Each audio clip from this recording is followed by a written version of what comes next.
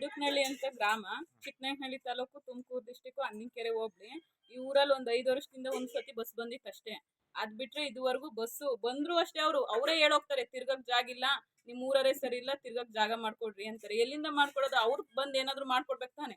ಈಗ MLA ಅಂತ ಇದಾರೆ, ಎಲ್ಲ ಇದಾರೆ, ಇಷ್ಟು ವರ್ಷ ಬೇಕಾ ಒಂದ್ ಬಸ್ ವ್ಯವಸ್ಥೆ ಮಾಡಿಸ್ಕೊಡಕ್ಕೆ? ವಯಸ್ಸಾಗಿರೋರು ಹೋಗ್ಬೇಕಂದ್ರೆ ನಡ್ಕೊಂಡು ಹೋಗ್ಬೇಕು. ಇಲ್ಲಿಂದ 3-4 ಕಿಲೋಮೀಟರ್ ಉಲ್ಲೇನಹಳ್ಳಿ ಗೇಟಿಗೆ, ಅಲ್ಲಿಂದ ಬಸ್ ವ್ಯವಸ್ಥೆ ಇರೋದು. ಈಗ ಸ್ಕೂಲ್ ಮಕ್ಳು ಹೋಗೋದಾದ್ರೆ ಅವರು ನಡ್ಕೊಂಡು ಹೋಗ್ಬೇಕು, ರೋಡ್ ಸರಿ ಇರಲ್ಲ. ಏನಾದ್ರೂ ಹೆಚ್ಚು ಕಮ್ಮಿ ಆದ್ರೆ ಯಾಕೆ ಕೇಳ್ತಾರೆ? ಯಾರು ಕೇಳಂಗಿಲ್ಲ. ಒಟ್ನಲ್ಲಿ ನಿಮ್ಗೆ ಈಗ ಒಂದ್ ಬಸ್ ವ್ಯವಸ್ಥೆ ಕಲ್ಪಿಸ್ಬೇಕು ಅಂತ ನಮಗೆ ಒಂದ್ ಬಸ್ ವ್ಯವಸ್ಥೆ ಬೇಕು. ಯಾಕಂದ್ರೆ ವಯಸ್ಸಾಗಿರೋರೆ ಮಕ್ಳು ಸ್ಕೂಲು ಕಾಲೇಜಿಗೆ ಹೋಗ್ತಾರೆ, ನಡ್ಕೊಂಡು ಹೋಗ್ತಿದ್ದಾರೆ. ನಾ ಏನೇನೋ ಮಾಡಿದೆ, ಬೆಳಗ್ಗೆ ರಾತ್ರಿ ಎಲ್ಲ ವಾಕ್ ಮಾಡಿದೆ, ಬೆಳಗ್ಗೆ ರಾತ್ರಿ ಎಲ್ಲ ಮೆಡಿಸನ್ ತಗೊಂಡೆ, ಆದ್ರೂ ನನ್ನ ದೇಹದಲ್ಲಿರೋ ಸಕ್ಕರೆ ಹತೋಟಿಗೆ ಬರ್ತಿಲ್ಲ ಅಂದ್ರೆ ಯಾಕ್ರಿ ಯೋಚನೆ ಮಾಡ್ತೀರಾ? ಚೀನಿ ಶುಗರ್ ಆಮ್ಲನ 3 ತಿಂಗಳು ನಿರಂತರವಾಗಿ ತಗೊಳ್ಳಿ, ನಿಮ್ಮ ದೇಹದಲ್ಲಿರೋ ಸಕ್ಕರೆ ಖಂಡಿತವಾಗ್ಲೂ ಹತೋಟಿಗೆ ಬರುತ್ತೆ. ಆಮೇಲೆ ನಾನೇ ಬಂದು ನಿಮ್ಮನ್ನು ಭೇಟಿ ಮಾಡ್ತೀನಿ.